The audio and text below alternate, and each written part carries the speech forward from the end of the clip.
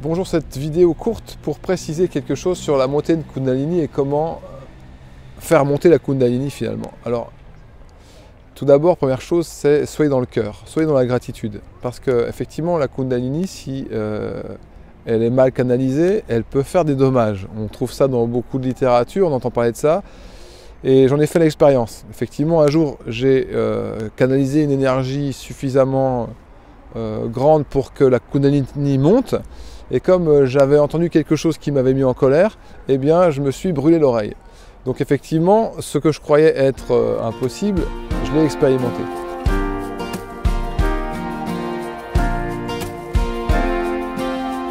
Mais ça a précisé quelque chose, c'est-à-dire qu'en fait, c'est parce que si vous faites une pratique comme ça qui canalise beaucoup d'énergie, eh bien, il faut que vous soyez dans le cœur, c'est-à-dire dans une énergie de gratitude.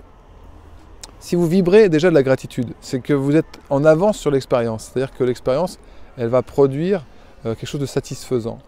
Donc, on commence par la fin, on vibre un sentiment de gratitude, et ce qu'on attire à nous comme expérience va être dans la résonance de cette fréquence. Donc quand j'étais dans la colère, eh bien effectivement, l'énergie a enflammé mon oreille. Reprenons.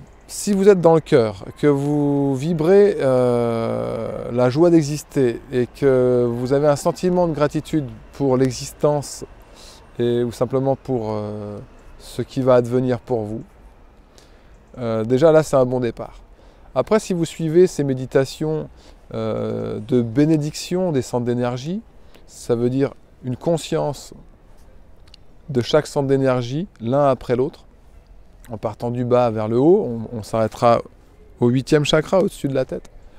Donc si vous faites ce processus, déjà vous êtes en train de mettre de la conscience dans l'axe et vous allez réveiller cet axe d'énergie. Alors il y a plein de pratiques pour nettoyer cet axe d'énergie, il y a des choses très simples, et des choses beaucoup plus, j'allais dire, complexes qui mobilisent beaucoup d'énergie, notamment par le souffle. Ce que j'ai dit à mon client aujourd'hui, je lui ai dit, écoute, c'est pas tout ce que tu as intellectualisé, c'est pas toutes les lectures que tu as eues sur les chakras et la Kundalini qui vont te donner la connaissance. C'est l'expérience que tu vas en faire. Et comme il tournait en boucle avec sa pratique, je lui ai conseillé juste ça, je lui ai dit, essaye simplement de voir ton chakra ou de ressentir l'énergie de ton chakra comme étant quelque chose qui est une pure merveille. En fait, c'est des systèmes. Chaque chakra est lié à un système, à une glande endocrine. Donc vous avez un système reproducteur, c'est une pure merveille. C'est-à-dire que ce système a permis à vos descendants, à vos ancêtres de se reproduire, de vous donner la vie. Et peut-être que vous avez des enfants, donc ce système il vous a permis d'avoir une descendance. Mon client, il a même des petits-enfants. Je lui dis, regarde les photos de tes petits-enfants. Si tu regardes ce chakra en te disant, mais quelle merveille d'avoir des glandes sexuelles, un système reproducteur, c'est un cadeau, c'est un don inouï. Et vibrer la joie, la gratitude et l'émerveillement de ce centre d'énergie, ça produit une intensification de la vibration et du flux. Et je lui dis, fais ça sur tous tes centres d'énergie. Tu as un système digestif, c'est incroyable, quoi. Tu arrives à assimiler des minéraux et des vitamines pour nourrir et construire ton corps. C'est une pure merveille, quoi. Est-ce que tu peux regarder ça comme un enfant qui retrouve un jouet ou un cadeau qu'on lui a fait qui est très précieux? C'est cette énergie-là, en fait, qui pour moi a déclenché une montée de Kundalini colossale. Il y avait 1500 personnes dans la salle. Il y en a combien qui ont une montée de Kundalini? Il y en avait moins d'une dizaine.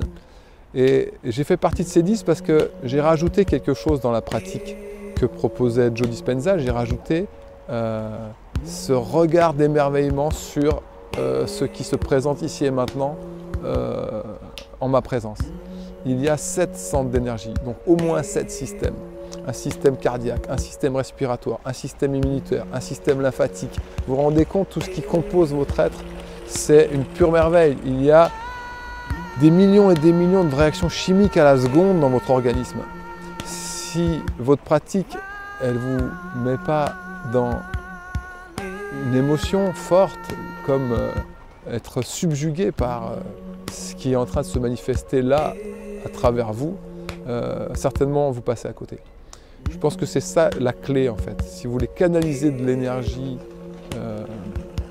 dans l'axe de votre corps, commencez par regarder chaque centre d'énergie comme étant une merveille.